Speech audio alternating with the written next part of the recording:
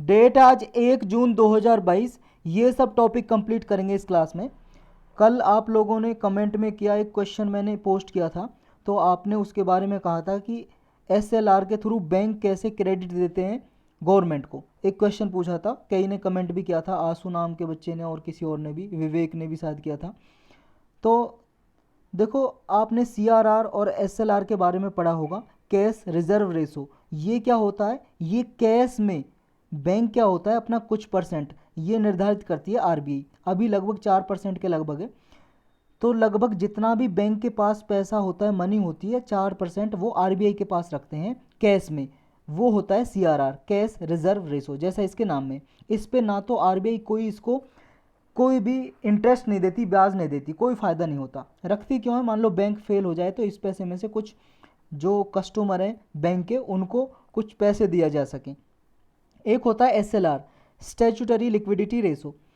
ये क्या होता है? ये कुछ परसेंट होता है, लगभग अभी जो आरबीआई ने फिक्स किया हुआ 18% कुछ है, 18 पॉइंट कुछ परसेंट है, जो अपने मनी का ही 18% बैंक अपने पास रखता है। लेकिन किस में?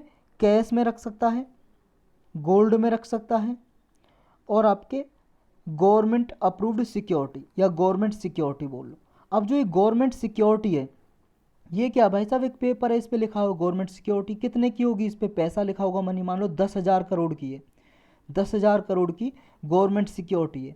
अब गवर्नमेंट से जब ये सिक्योरिटी खरीदी, गवर्नमेंट से सिक्योरिटी खरीदी क्योंकि मान लो बैंक के पास जितना भी मनी है उसका 18% उसे एसएलआर में मेंटेन करके रखना ही रखना है, वरना आरबीआई पेनल्टी लगा देगा। तो ये जो 18% रखेगा उसमें गवर्नमेंट सिक्योरिटी भी है। अब गवर्नमेंट से जब सिक्योरिटी खरीदेगा, वो पैसा किसके पास जाएगा? मनी वो तो गवर्नमेंट के पास जाएगा ना। तो उस क्वेश्चन में पूछा क्या था कि किस टूल के थ्रू, जो 4 ऑप्शन दिए थे, इनमें से किस टूल के थ्रू, किस ऑप्शन के थ्रू जो बैंक हैं गवर्नमेंट को क्रेडिट देते हैं। क्रेडिट का मतलब मनी देते हैं। वो कौन सा रूट है? वो एसएलआर है। एसएलआर की जो गवर्नमेंट सिक्योरिटी है वो गवर्नमेंट से खरीदता है बैंक, और पैसा किसके पास जाएगा? पैसा जाएगा गवर्नमेंट के पास। समझ आया? अब आते हैं फर्स्ट टॉपिक पे। फर्स्ट टॉपिक है बैंक प्राइवेटाइजेशन। ये प्रीलिम्स और जीएस पेपर 3 के लिए मोस्ट इंपॉर्टेंट टॉपिक है। ये गवर्नमेंट ने हमने पिछले बजट में भी और इस साल के बजट में भी, देखो, ये अनाउंस किया था कि कुछ बैंकों का प्राइवेटाइजेशन किया जाएगा जो पब्लिक सेक्टर बैंक है। तो ये फाइनेंस मिनिस्ट्री ने अलर्ट दिया है अभी। मेनली हमें इसमें ये जानना है कि प्रोसीजर क्या होता है जब किसी पब्लिक सेक्टर बैंक को, यानी कि गवर्नमेंट बैंक को, प्राइवेट बैंक में तब्दील किया जाता है, बदला जाता है। तो कौन सा प्रोसीजर होता है, किस तरह से होता है, और इसके फ़ायदे नुकसान भी जानने हैं। देखो, मेंस का मोस्ट इंपॉर्टेंट टॉपिक है, इसलिए हम इसको अलग से लेक्चर में भी डिस्कस करेंगे। 1-2 दिन में करेंगे या फिर प्रीलिम्स के बाद कर लेंगे। मेंस के लिए बैंक प्राइवेटाइजेशन के फ़ायदे क्या होते हैं और नुकसान क्या होते हैं। तो अभी इसमें डिस्कस करेंगे सिर्फ प्रोसीजर। प्रोसीजर क्या होता है जब किसी बैंक को गवर्नमेंट बैंक से, यानी कि सरकारी बैंक से प्राइवेट बैंक बनाया जाता है। तो सबसे पहले प्रपोजल जाता है सीजीडी के पास। सीजीडी क्या है? Core group of secretaries on divestment. ये ग्रुप है जिसको हेड करते हैं कैबिनेट सेक्रेटरी, और कैबिनेट सेक्रेटरी आईएएस ही होते हैं। जैसे आप आईएएस की तैयारी कर रहे हो, सबसे बड़ी पोस्ट प्रमोशन के बाद कैबिनेट सेक्रेटरी की होती है, जो पूरे इंडिया में एक ही होता है, डायरेक्टली प्राइम मिनिस्टर के अंडर काम करता है। कैबिनेट सेक्रेटरी के ये अंडर काम करता है सीजीडी, यानी कि इसके हेड होते हैं चेयरमैन सीजीडी के, core group of secretaries on divestment. ये अप्रूवल देता है पहले। जब ये अप्रूवल दे देगा, अपनी अनुमति दे देगा, उसके बाद प्रपोजल जाता है अल्टरनेटिव मैकेनिज्म के पास। और ये क्या होता है अल्टरनेटिव मैकेनिज्म? इसमें 2 होते हैं मेंबर, एक तो यूनियन फाइनेंस मिनिस्टर और एक यूनियन मिनिस्टर ऑफ रोड्स। ये हैं नितिन गडकरी जी, और यूनियन फाइनेंस मिनिस्टर अभी हैं निर्मला सीतारमन जी। फिर ये अप्रूवल देंगे। जब ये अप्रूवल दे देंगे, अल्टरनेटिव मैकेनिज्म अप्रूवल दे देगा, उसके बाद जाएगा कैबिनेट के पास। कैबिनेट आप जानते हो, कैबिनेट मिनिस्टर। फिर ये प्रपोजल रखेंगे, ये प्रपोजल को अप्रूवल दे देंगे। उसके बाद फिर जो गवर्नमेंट बैंक है वो प्राइवेट बैंक में चेंज हो जाएगा। नेक्स्ट टॉपिक है top sugar producing states. Prelims और जीएस पेपर 3 एग्रीकल्चर के लिए इंपॉर्टेंट है। 2021-22 में ये डेटा सामने आया है कि महाराष्ट्र ने टॉप किया है शुगर प्रोडक्शन में। अब से पहले सबसे ज़्यादा हमारे इंडिया में सबसे ज़्यादा चीनी कौन बनाता था? उत्तर प्रदेश। अब कौन बनाएगा, यानी कि कौन बनाया है 2021-22 में, पिछले साल में महाराष्ट्र ने बनाया है चीनी सबसे ज़्यादा। महाराष्ट्र नंबर 1 पे, सेकंड पे उत्तर प्रदेश आ गया शुगर प्रोड्यूस में। याद रखना, शुगर प्रोड्यूस में, गन्ने की बात नहीं हो, शुगर, गन्ने से शुगर जो बनाई जाती है, शुगर केन की बात नहीं हो रही है यहाँ पे। तो इंडिया लार्जेस्ट प्रोड्यूसर है शुगर का पूरे वर्ल्ड में। याद रखना, प्रोड्यूसर है, एक्सपोर्टर नहीं है, लार्जेस्ट। सबसे ज़्यादा उत्पादन हम शुगर का करते हैं, लेकिन हम खा खुद जाते हैं, इंडिया में ही उसका कंजम्पशन किया जाता है सबसे ज़्यादा भी, क्योंकि एक्सपोर्टर सबसे ज़्यादा कौन है? ब्राज़ील, पूरे वर्ल्ड में नंबर 1 पे। सबसे ज़्यादा बेचता कौन है? ब्राज़ील, सेकंड पे थाईलैंड, तीसरे पे आता है इंडिया। लेकिन सबसे ज़्यादा प्रोडक्शन कौन करता है? उगाते हम ही हैं, बनाते चीनी हम ही हैं इंडिया में। तो प्रोड्यूसर नंबर 1 है इंडिया और एक्सपोर्टर है ब्राज़ील। ये इंडिया का देख सकते हो आप, कब कब कितना प्रोडक्शन रहा है महाराष्ट्र का, उत्तर प्रदेश का। ये देखो 2013-14 में 76-64 महाराष्ट्र 1 पे था, उत्तर प्रदेश दूसरे नंबर पे था, कर्नाटक तीसरे पे, गुजरात चौथे पे। टोटल 443 लाख टन, ये लाख टन में 243 लाख टन ये शुगर प्रोड्यूस की थी 2013-12 में। और 2021-22 में 138 है महाराष्ट्र का, 138 लाख टन। 104 लाख टन है उत्तर प्रदेश का। पिछले साल 110 टन था उत्तर प्रदेश का, 106 टन था महाराष्ट्र का। और टोटल अभी कितना प्रोडक्शन है? 355.5 लाख टन चीनी का उत्पादन करते हैं हम, 2021-22 में किया है हमने। नेक्स्ट टॉपिक है जैन नेक्स्ट डेमोक्रेसी नेटवर्क। ये समझ लो, एक ये मीटिंग होती है, मीटिंग हुई है अभी इंडिया में, मीटिंग हुई है। और इंडिया की तरफ से कौन कंडक्ट कराता है इस मीटिंग को?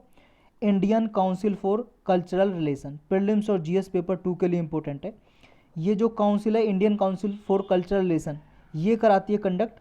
और इसमें कौन कौन सी कंट्री से डेलीगेट आए, मतलब कौन कौन सी कंट्री से पार्टिसिपेट किया?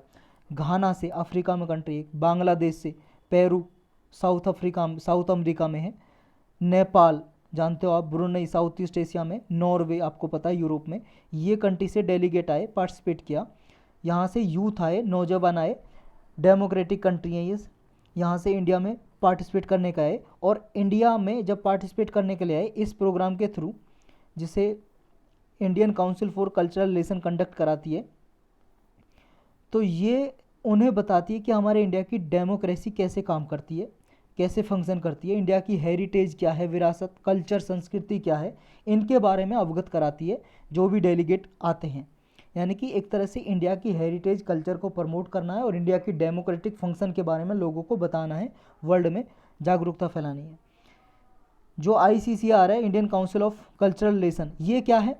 ये गवर्नमेंट ऑफ इंडिया की ऑटोनोमस ऑर्गेनाइजेशन है। इसको 1950 में बनाया गया था, मौलाना अबुल कलाम आज़ाद ने बनाया था। ये फर्स्ट एजुकेशन मिनिस्टर थे हमारे इंडिपेंडेंट इंडिया के, मौलाना अबुल कलाम आज़ाद। इन्होंने 1950 में इसको बनाया था, Indian council of cultural relation को। ये कुछ इंपॉर्टेंट अवार्ड भी देती है, पुरस्कार देती है, जैसे डिस्टिंग्विश्ड आइडियोलॉजिस्ट अवार्ड देती है, वर्ल्ड संस्कृत अवार्ड देती है, जिसेला बोन अवार्ड देती है। नेक्स्ट टॉपिक है रेड सैंडर्स। रेड सैंडर भाई साहब लकड़ी, एक वुड है, वुड की क्वालिटी है, लाल चंदन बोलते हैं हिंदी में। इस पे रेड सैंडर के ऊपर एक मूवी भी बनी है, पुष्पा नाम की, आपने देखी ही होगी शायद, south Indian movie, Allu Arjun जिसमें हीरो हैं, बहुत फेमस रही थी ये, जिसका डायलॉग रहा था फ्लावर समझ के, मतलब पुष्पा नाम सुन के फ्लावर समझ लियो क्या, वो वाला डायलॉग सुना ही होगा। जो हमारे होम मिनिस्टर नहीं, डिफेंस मिनिस्टर है राजनाथ सिंह जी, उन्होंने ये डायलॉग भी बोला था पुष्पा मूवी का। तो बात ये नहीं है, पुष्पा मूवी की बात नहीं कर रहे हैं अभी, रेड सेंडर की बात कर रहे हैं अभी हम। रेड सेंडर अभी न्यूज़ में इसलिए है क्योंकि डायरेक्टरेट ऑफ रिवेन्यू इंटेलिजेंस है, उसने कुछ रेड सेंडर जब्त किया है, यानी कि इलीगल स्मगलिंग हो रही थी उसकी, अवैध तरीके से बेचा जा रहा था हमारे इंडिया से। 14.63 मिलियन टन की रेड सेंडर की लकड़ी रिकवर की है और इसकी कीमत कितनी है? 11.7 करोड़ रुपीज़ इंटरनेशनल मार्केट में, 11.70 करोड़ रुपए इसकी कीमत है। ये डायरेक्टरेट ऑफ रिवेन्यू इंटेलिजेंस किस मिनिस्ट्री के अंडर, किस डिपार्टमेंट के अंडर काम करता है, ये आपको याद होना चाहिए, क्योंकि इस तरह के स्टेटमेंट देकर यूपीएससी पूछ लेता है। Directorate of revenue intelligence ministry of finance के अंदर काम करता है। मिनिस्ट्री ऑफ फाइनेंस के अंडर एक डिपार्टमेंट ऑफ रेवेन्यू है, उसके अंदर सीबीआईसी है, CBI central board of indirect tax and custom, इसके under directorate of revenue intelligence काम करता है। इसके ऐसे ही है भाई साहब, जैसे आईबी वगैरह के ऑफिसर होते हैं, इंटेलिजेंस के काम करते हैं, कोई इलीगल स्मगलिंग वगैरह हो रही है उसकी जानकारी जुटाते हैं या पकड़ते हैं, उन्हें जब्त करते हैं कोई माल है तो। जो ये रेड सेंडर है इसका साइंटिफिक नेम है टेरोकार्पस सेंटालिनस, ये इसका साइंटिफिक नेम है। और ये है भाई साहब रेड सेंडर, देख सकते हो आप, लाल इसका कलर है इसलिए इसको रेड सेंडर बोलते हैं, लाल चंदन की लकड़ी। ये देखो पूरे वर्ल्ड में सिर्फ इंडिया में ही पाया जाता है और कहीं पे भी नहीं पाया जाता। आंध्र प्रदेश में मेजरली पाया जाता है, endemic to several district in Andhra Pradesh. Endemic का मतलब जो कहीं एक पर्टिकुलर प्लेस पे ही पाया जाता हो, कहीं और पे ना हो। तो ये आंध्र प्रदेश में है, लेकिन कुछ पार्ट केरल के, तमिलनाडु और कर्नाटक, इनमें भी कुछ कुछ पार्ट में मिलता है। ये आंध्र प्रदेश में एंडेमिक है। ये जो ये स्पीसीज है, साइट्स ने 1995 में इसको अपेंडिक्स 2 की लिस्ट में डाल दिया था। ये साइट्स क्या है, IUCN क्या है और CMS क्या है, इसके लिए इन्वायरमेंट की प्लेलिस्ट में स्पेशल लेक्चर बना हुआ है 7-8 मिनट का, वहाँ पे देख सकते हो आप। मोस्ट इंपोर्टेंट है, कई बार यूपीएससी ने क्वेश्चन पूछा है, कई बार, कम से कम पिछले 10 सालों में 4 से 5 बार क्वेश्चन पूछा होगा साइट्स, IUCN और CMS से रिलेटेड। साइट्स एक इंटरनेशनल ऑर्गेनाइजेशन है जो फोना और फ्लोरा को कंजर्व करने के लिए काम करती है पूरे वर्ल्ड वाइड। फोना और फ्लोरा का मतलब, फोना का मतलब बर्ड एंड एनिमल, फ्लोरा का मतलब होता है प्लांट एंड ट्री। ये है फ्लोरा की स्पेलिंग और ये है फोना की स्पेलिंग। तो इसकी 3 लिस्ट है, अपेंडिक्स 1, 2, 3। अपेंडिक्स 1, 2, 3, अपेंडिक्स 2 में इसको डाला है 1995 में। उसके बाद से रेड सेंडर का एक्सपोर्ट प्रोहिबिट कर दिया था 2004 से, यानी कि रेड सेंडर का एक्सपोर्ट नहीं किया जाएगा। 2019 में directorate general of foreign trade, ये हमारे ministry of commerce and trade के अंदर आता है, ये directorate general of foreign trade, इसने एक्सपोर्ट पॉलिसी को रिवाइज किया और परमिशन दी रेड सेंडर को एक्सपोर्ट करने की। कहाँ से, जहाँ पे अगर मान लो कोई अपनी भूमि पे उगाता है रेड सेंडर को, लाल चंदन की लकड़ी को, उसके पेड़ को, तो वो एक्सपोर्ट किया जा सकता है इंडिया से। रेड सेंडर यूजुअली रॉकी और डिग्रेडेड फैलो लैंड में उगता है, होता है, और रेड सॉइल जहाँ पे हो, लाल मिट्टी हो, वहाँ पे होता है। Hot and dry climate condition में होता है ये। International union for conservation of nature, IUCN, ने जनवरी 2022 में इसको रेड सेंडर को एंडेंजर्ड कैटेगरी की लिस्ट में डाल दिया है। रेड सेंडर या रेड सैंडलवुड भी बोलते हैं इसे। नेक्स्ट टॉपिक है परम अनंता।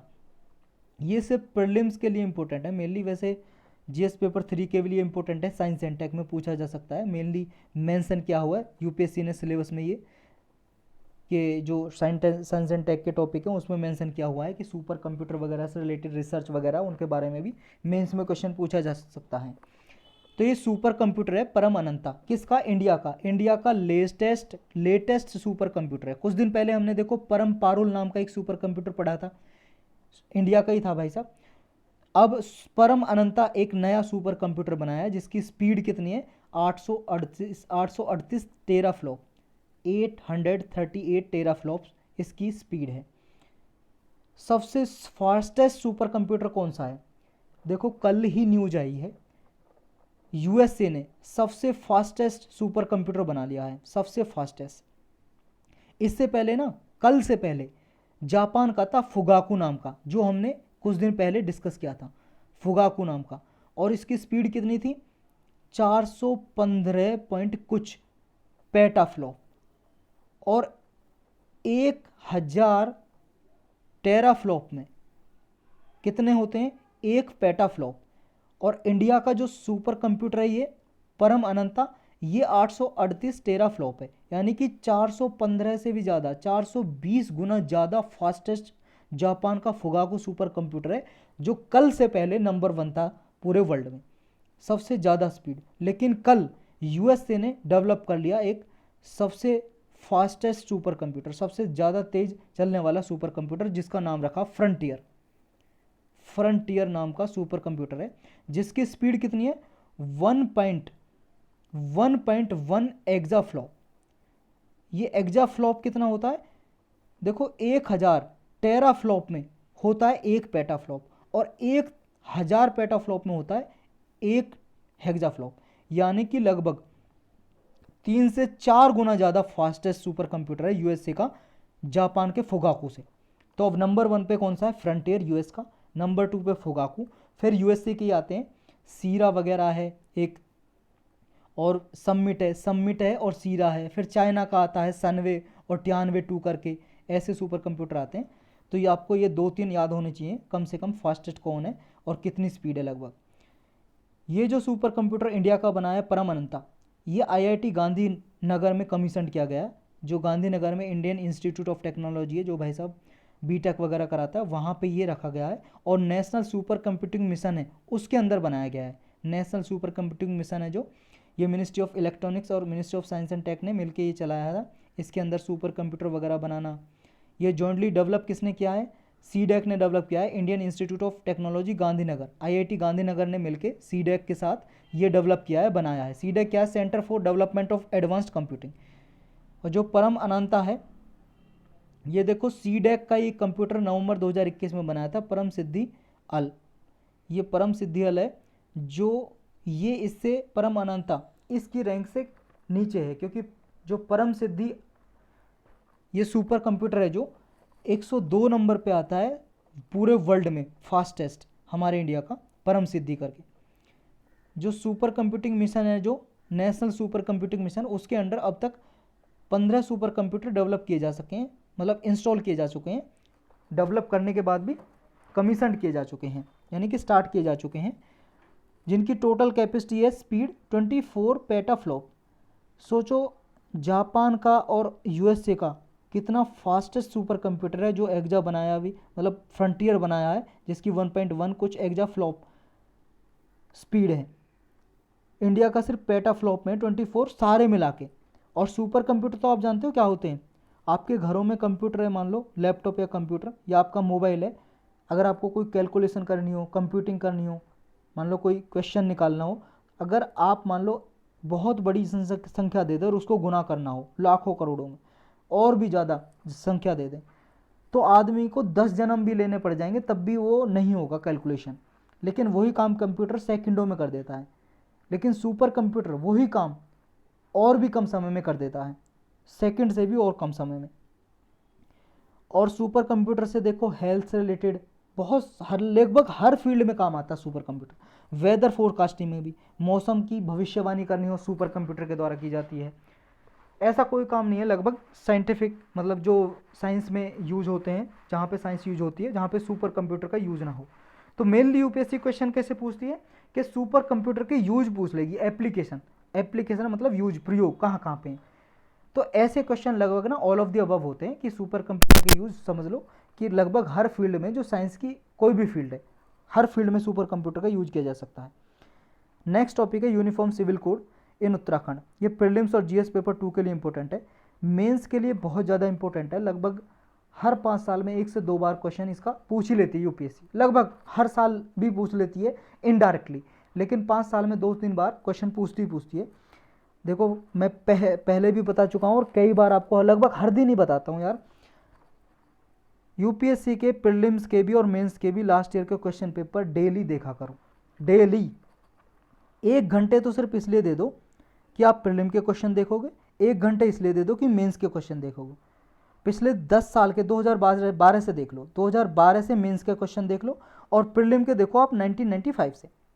गूगल पे मिल जाएंगे, नहीं तो बुक मिल जाएगी भाई साहब, किसी की भी अरिहंत पब्लिकेशन की बुक ले लो या किसी की पब्लिकेशन की बुक ले लो आप, उसमें आपको मिल जाएंगे 1995 से यूपीएससी के क्वेश्चन अब तक 2021 तक। अब 2022 का भी हो जाएगा, इस संडे को 2022 का भी मिल जाएगा आपको। तो लेटेस्ट बुक ले लेना आप, अगर इस साल नहीं दे रहे हो तो, अगले साल देने की तैयारी है तो लेटेस्ट बुक ले लेना। जब 2022 का प्रीलिम्स का क्वेश्चन पेपर हो जाए, यानी कि पेपर हो जाए, तो उसके बाद ले लेना, प्रीलिम्स के बाद। तो 1-1 घंटे डेली क्वेश्चन पेपर के लिए ज़रूर एनालिसिस किया करो। और देखो कभी कभी आप पूछते हो कि मेरा सिलेक्शन क्यों नहीं हुआ भाई साहब, ऐसी गाइडेंस मुझे नहीं मिली थी। आप कोचिंग में जाओगे ना, कोचिंग वाले शुरू में ही क्या बोल देंगे कि यूपीएससी ऐसा थोड़ी नहीं जो प्रीलिम्स में क्वेश्चन रिपीट करता हो या दोबारा से दे देता हो या मेंस में रिपीट करता हो। अब उन पे बहुत गुस्सा आता है, लेकिन उनकी कमी कुछ नहीं है, हम ही बेवकूफ़ थे, हमें समझना चाहिए था। जिस पेपर की तैयारी हम कर रहे हैं, हमें जानकारी पहले ये करनी चाहिए ना कि उसके सिलेबस क्या है, वो कैसा क्वेश्चन पूछता है। कभी ऐसे जानने की कोशिश नहीं की। जब जानने की कोशिश किया तो प्रीलिम निकाला, मेन निकाला, इंटरव्यू तक भी गए, 2 बार इंटरव्यू भी दिया, लेकिन फाइनल सिलेक्शन नहीं हो पाया। अब जब सब कुछ पता चला है तो फिर टाइम निकल गया, समझ रहे हो। तो आप ये गलती मत करना। पहले आप क्वेश्चन पेपर एनालाइज करो कि कहाँ से कौन से सिलेबस से क्वेश्चन पूछता है। सारा सिलेबस बिल्कुल अंधे गधों की तरह आपको रटने की ज़रूरत है नहीं। मुश्किल से मुश्किल 40% सिलेबस ऐसा है जिससे 90% क्वेश्चन आते हैं, तो 40% पे पकड़ रखो, 10% को छोड़ दो। 10% क्वेश्चन आते हैं पूरे 60% सिलेबस से, उसको कोई पढ़ने की ज़रूरत नहीं है, और वो 10% वैसे भी कवर हो जाता है आपका करंट अफेयर से ही।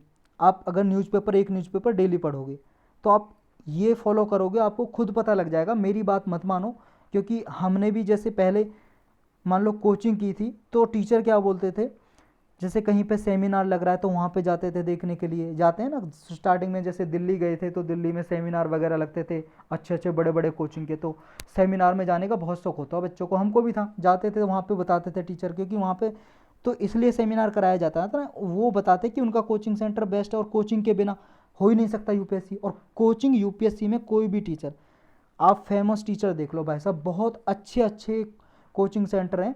और कोचिंग सेंटर तो इसलिए हैं कि वो कमाई कर सके, लेकिन उनमें कुछ अच्छे टीचर भी हैं, कुछ अच्छे टीचर भी हैं, और वो साफ बताते हैं। बहुत सारे चैनल हैं यूपीएससी की तैयारी कराने के लिए भी।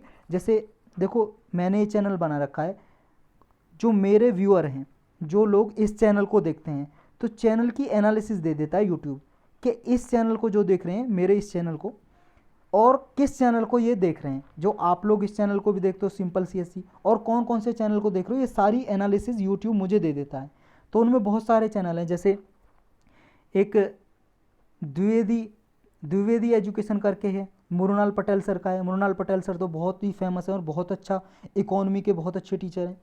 एक ओनली आईएएस का चैनल है, ओनली आईएएस बहुत अच्छे पढ़ाते हैं। ओनली आईएएस में एडिटोरियल डिस्कशन है, वो बहुत अच्छा कराते हैं सर, वो देखा है मैंने। तो और बहुत सारे चैनल आते हैं, एक आता है अभिजीत वाई करके, एक आईएएस विद धनखड़ व जाखर, पता नहीं कुछ ऐसे नाम से बहुत सारे चैनल आते हैं। तो मैंने वो एनालाइज किए थे, वो भी बहुत अच्छी मेहनत कर रहे हैं, आपको बताते हैं फ्री ऑफ कॉस्ट। तो कोई भी देखो, ये जो अब यूट्यूब पे जो बताते हैं भाई साहब, वो तो मेहनत करते हैं, क्योंकि उनका बहुतों का सिर्फ ऑनलाइन ही चैनल है, फिजिकली कोई ऐसे कोचिंग नहीं है, लेकिन बहुतों की फिजिकली भी है। और बहुत से ऐसे टीचर हैं, जैसे देखो आपने दृष्टि आईएएस के बारे में सुना होगा, उनके फाउंडर हैं जो जो विकास दिव्या कीर्ति सर हैं, वो भी कई बार उनकी जो वीडियोज हैं वो फेमस होती रहती हैं यूट्यूब पे। तो उनसे भी जब कभी पूछा जाता है, भले ही वो कोचिंग चलाते हैं वो, लेकिन सजेस्ट गलत नहीं करते हैं। तो वो भी कभी नहीं कहते कि कोचिंग की ज़रूरत है, कोचिंग की 1% भी ज़रूरत नहीं है।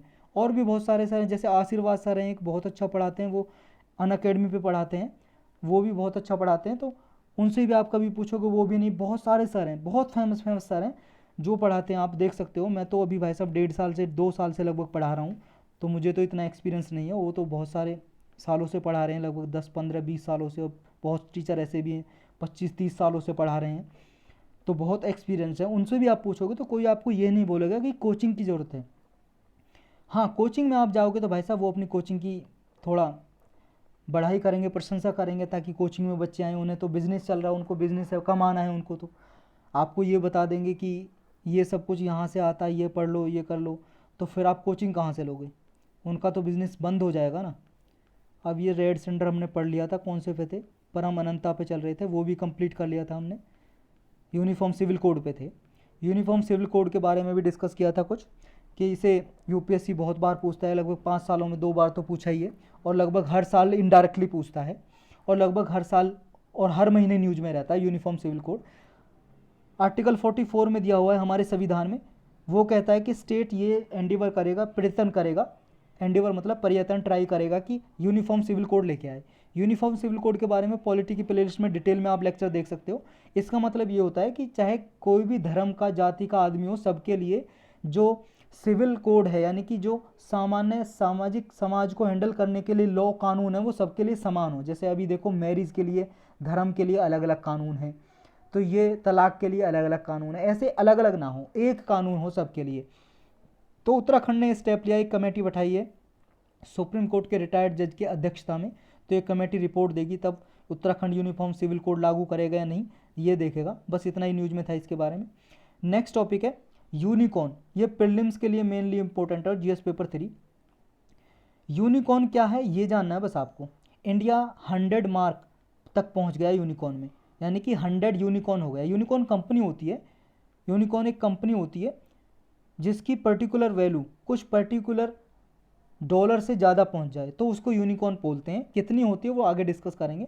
यूनिकॉर्न जो टोटल वैल्यू है यूनिकॉर्न की हमारे इंडिया में 330 बिलियन डॉलर है, यूएस डॉलर की बात कर रहे हैं हम। लगभग रुपीज़ में बात करें तो 25 लाख करोड़ ये 100 जो यूनिकॉर्न पहुंची हैं उनकी टोटल वैल्यू है, कैपिटलाइजेशन टोटल, यानी कि टोटल वो जितना उनका टर्नओवर वगैरह है। एनुअल ग्रोथ रेट है वो इंडिया की यूनिकॉर्न की, वो यूएस यूके से भी और बहुत सारी कंट्री से ज़्यादा है, यानी कि इंडिया में यूनिकॉर्न कंपनी बहुत तेज़ी से विकास कर रही हैं। इंडिया 3rd लार्जेस्ट स्टार्टअप बन चुका है पूरे वर्ल्ड में, यूएस और चाइना के बाद यूनिकॉर्न में। तो यूनिकॉर्न होती क्या है, ऐसी कंपनी जिसकी टोटल मार्केट कैपिटलाइजेशन जो मनी है वो $1 बिलियन से ज़्यादा है, यूएस $1 बिलियन, यानी कि वन यूनिकॉर्न जो स्टार्टअप है कम से कम 7500 करोड़ टर्नओवर का होना चाहिए रुपीज़ में। 7500 करोड़ रुपीज़ का टर्नओवर अगर होगा तो यूनिकॉर्न में आती है, उस कंपनी को यूनिकॉर्न बोलते हैं। ये कंपनी फिनटेक कंपनी भी हो सकती है, फाइनेंशियल टेक्नोलॉजी कंपनी, या एजटेक भी हो सकती है, एजुकेशन टेक्नोलॉजी कंपनी, या B2B business to business company हो सकती है, कैसी कंपनी भी हो सकती है। नेक्स्ट टॉपिक है India finalises deals for cheetahs from South Africa and Namibia. ये बहुत बार न्यूज में रहा है और देखो चांसेस भी हैं इससे कुछ रिलेटेड यूपीएससी क्वेश्चन इस बार भी पूछे, इस साल मैक्सिमम 99% चांस है पूछे। सिर्फ सिंपल ऐसा पूछ सकती है कि कहाँ से हम चीता इंट्रोड्यूस करने वाले हैं, या चीता के बारे में पूछ लेगी, या पूछ लेगी चीता जो हमारे इंडिया में पाया जाता है नहीं। देखो हमारे इंडिया में चीता लुप्त हो चुका है, एक्सटिंक्ट हो चुका है, इसलिए तो हम कहाँ से साउथ अफ्रीका से लाके री इंट्रोड्यूस करना चाहते हैं इंडिया में। नम्बिया एक कंट्री है, नामीबिया, नम्बिया नहीं नामीबिया है। ये देखो भाई साहब, ये वर्ल्ड मैप देख रहे हो आप, ये नाइजीरिया और यहाँ पे नाइजर है, नामीबिया यहीं पे है यार एक, ये है यहाँ पे, ये देखो येलो वाला, ये नामीबिया, ये है साउथ अफ्रीकन कंट्री। यहाँ से इंडिया के मध्य प्रदेश स्टेट में कोलोपालपुर नेशनल पार्क है, वहाँ पे चीता को इंट्रोड्यूस किया जा रहा है। मध्य प्रदेश की सेवपुर डिस्ट्रिक्ट में आता है कोलोपालपुर नेशनल पार्क। तो ये नेशनल पार्क भी याद रखना, मध्य प्रदेश याद रखना, सेवपुर डिस्ट्रिक्ट में ये याद रखना। कहाँ से कर रहे हैं, नामीबिया कंट्री से इंट्रोड्यूस कर रहे हैं, चीता लेके आ रहे हैं। ये सुप्रीम कोर्ट ने ये डिसीजन दिया था कि हाँ इंट्रोड्यूस कर सकते हैं, सुप्रीम कोर्ट में भी केस चला गया था ये। तो उसके बाद से 12 चीता लाए जाएंगे साउथ अफ्रीका से, 8 लाए जाएंगे नामीबिया से, और उसके बाद और सब्सिक्वेंट ईयर में बाकी के लाए जाएंगे। चीता के बारे में थोड़ा फैक्ट जान लेते हैं। चीता को साइंटिफिक नाम दिया गया है एसिनोनिक्स जुबाटस। ये बिग कैट स्पीसीज़ की एक प्रजाति है। बिग कैट जो होती है ना, जैसे लायन है, जैगुआर है, लियोपर्ड है, ये सब इसी कैटेगरी में आती हैं, कैट की कैटेगरी में, बिल्ली की कैटेगरी में।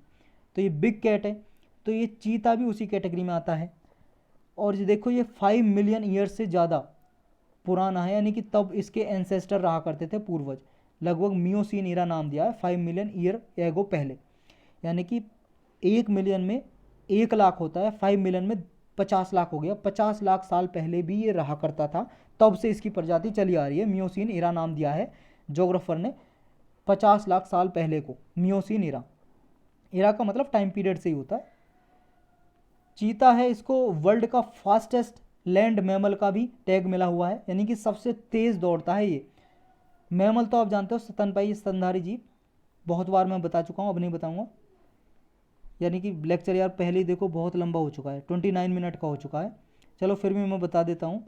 मैमल मतलब इसमें बहुत सारी कैटेगरी पाई जाती हैं, जैसे जिसके पास वर्टेब्रेट हो यानी कि रीढ़ की हड्डी हो, ऐसा कोई भी जीव। जिसके पास वार्म ब्लड हो यानी कि गर्म खून हो। तीसरा, जो बेबी प्रोड्यूस करता हो, अंडे ना देता हो, डायरेक्ट बच्चा पैदा करता हो, फिर अपने बच्चे को दूध पिलाता हो, मिल्क प्रोड्यूसन, और जिसके शरीर पे बाल हो। मेनली ये हैं। जिसके शरीर पे हेयर हो, बाल हो। जैसे आदमी है वो भी एक मैमल है, सारी कैटेगरी में आता है। कुत्ता है, डॉग, वो भी मैमल है, लेकिन मुर्गा नहीं है, मुर्गी मुर्गा कुछ भी नहीं है, कॉक नहीं है, यानी कि क्योंकि वो अंडे देता है, अंडे से बच्चे निकलते हैं। अफ्रीकन चीता है, देखो कई कैटेगरी के पाए जाते हैं चीता भी, एक अफ्रीकन चीता, एक एशियाटिक चीता है। अफ्रीकन जो चीता है, अफ्रीका में जो चीता पाया जाता है वो IUCN की रेड लिस्ट में वनरेबल कैटेगरी में है, वनरेबल कैटेगरी में, यानी कि इसकी पॉपुलेशन अभी अच्छी खासी है अफ्रीका में, अफ्रीकन चीता की। IUCN आप जानते हो, ऊपर ही हमने डिस्कस किया है, इसकी 9 लिस्ट है, उसमें वनरेबल कैटेगरी में है। हमारी कंट्री में लास्ट जो चीता था छत्तीसगढ़ में देखा गया था 1947 में, वो मर गया था 1947 में। फिर उसके बाद 1952 में हमने डिक्लेयर कर दिया कि हमारे इंडिया से चीता एक्सटिंक्ट हो गया, लुप्त हो गया। उसके बाद एक भी चीता नहीं है हमारे इंडिया में। एक होता है एशियाटिक चीता। एशियाटिक चीता देखो ये क्रिटिकली एंडेंजर्ड लिस्ट में आता है IUCN की में। और अफ्रीकन चीता कौन सी में आता है? वनरेबल। ये याद रखना आपको, ये लिस्ट के नाम भी पूछ लेते हैं कौन सी लिस्ट में आता है। और एशियाटिक चीता केवल और केवल ईरान में मिलता है और कहीं पे भी नहीं मिलता है। ईरान में, ईरान आप जानते हो, ये देखो इंडिया से पाकिस्तान, पाकिस्तान से ईरान, ग्रीन कलर का। यही टॉपिक था आज के।